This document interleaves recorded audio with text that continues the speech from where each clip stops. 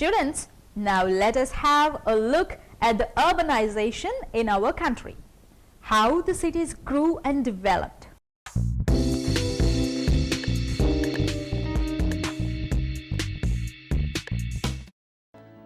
Nearly 350 million, which constitutes 1/3 of the population in India, live in towns and cities across the length and breadth of the country. A lot of people have taken up non-agricultural activities as their occupations and have begun to live in the towns and cities. This process can be called as urbanization. This trend of urbanization has been on the rise from the past few decades in the country. Students, the rise in the population was a result of the growth that happened in the urban areas in the country.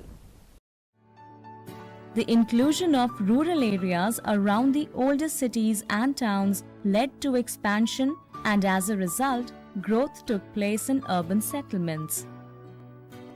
Rural to urban migration contributed to only 1/5 of the growth in urban settlements.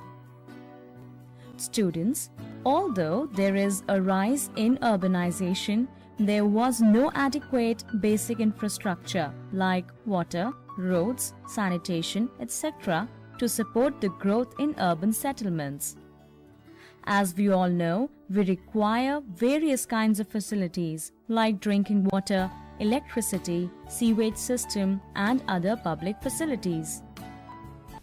Although the interference of government in improving the infrastructure has been helpful, there is lack of facilities for electricity, water, and health infrastructure.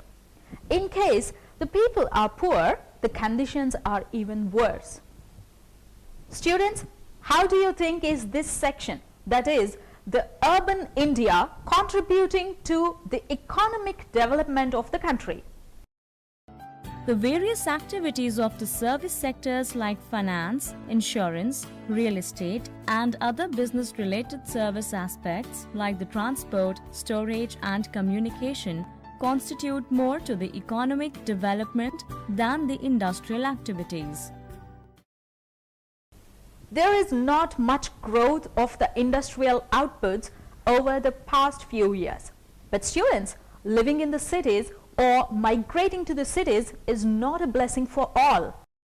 Although the levels of poverty may be low in the urban areas when compared to the rural areas, one can see a huge rift between the average income of low-income family and a high-income family.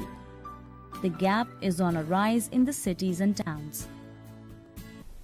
The income earned by the people belonging to the scheduled castes or the scheduled tribes is very less when compared to the other caste groups. Only 1/6 of the urbanites belonging to castes other than scheduled caste and scheduled tribes, while the poverty line of the scheduled caste scheduled tribe urbanites was double according to the statistics of 2009 to 10. These people live in the towns and work in the unorganized sector.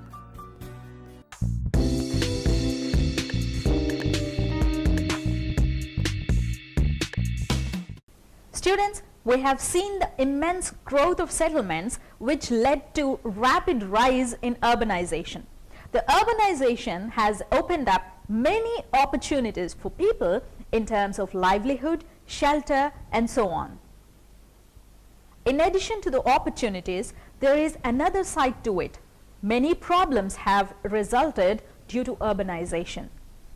The problems include housing, water supply, sewage, and other waste disposal, besides transportation and other issues.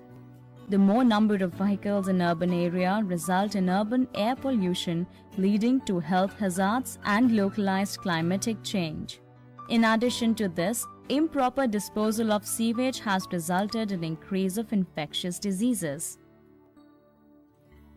Another major impact of urbanization is the use of non-degradable or materials that take a very long time to degrade, like plastic.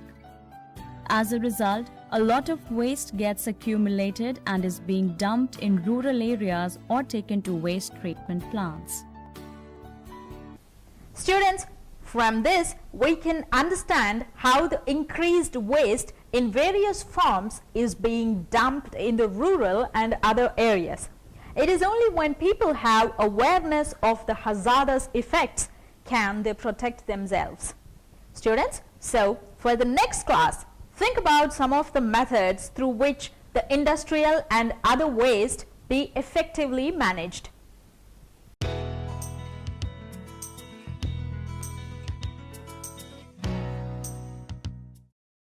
We just discussed that some families migrate on a seasonal basis. They are the temporary migrants. Take for example, the case of sugarcane cutters. They flock in the cities for the harvesting of sugarcane from their native villages, and once their job is done, they take their salaries and go back to their native villages. For example, Maharashtra produces 70% of sugarcane in the country and has a large number of sugarcane factories.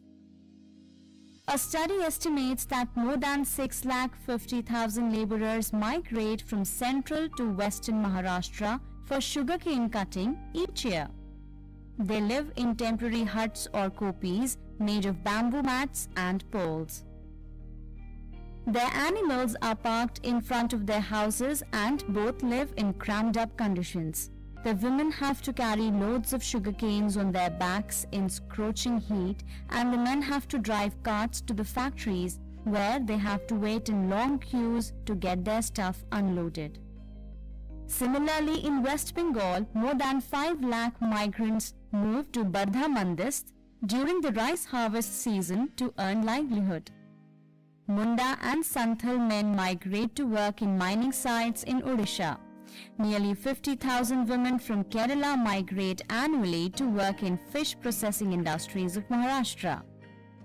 Rural seasonal migrants work in agriculture and plantations, brick kilns, quarries, construction sites, and fish processing.